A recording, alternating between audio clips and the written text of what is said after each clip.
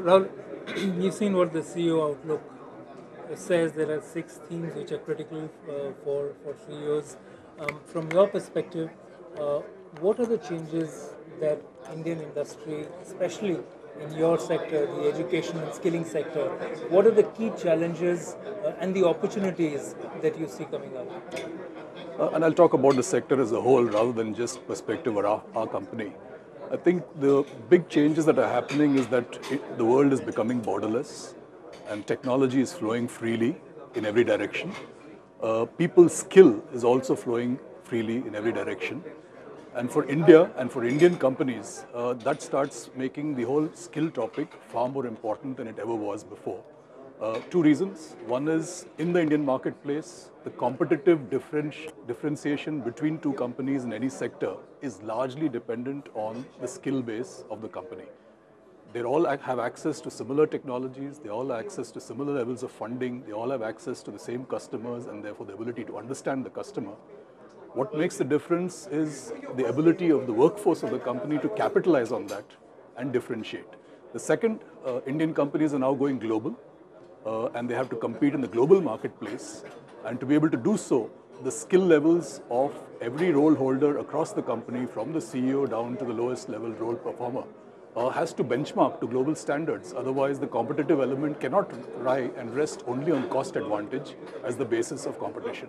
So I think this makes it really important for CXOs in this industry to give far more importance to the strategic value of skill transformation and culture transformation. Rahul, I should say, Pat, how do you see the impact of technology? How is technology changing the delivery of education, skilling, and training in India?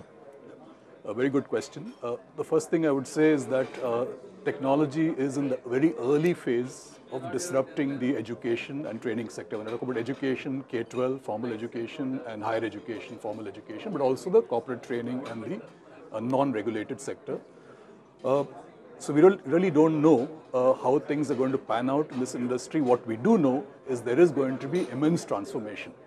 And that is one of the reasons actually why I've decided to come back and join NIIT, because I see NIIT very well positioned to actually transform into the new models that are going to emerge in this sector.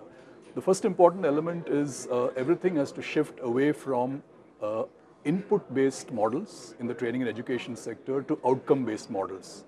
And leveraging technology and the analytics power of technology to make that possible is going to be one of the major drivers. The holy grail of corporate education is about how can the money that you spend on training, which is roughly 2 to 3% of your revenues.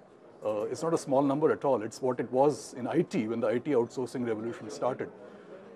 What does that money translate to in terms of productivity improvement, in terms of innovation differentiation, in terms of all the different characteristics of a really world-class company?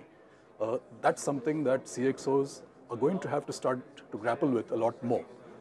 And this is really, I think, the big challenge ahead of the Indian industry over the next 10 years, even if it hasn't been fully appreciated and understood.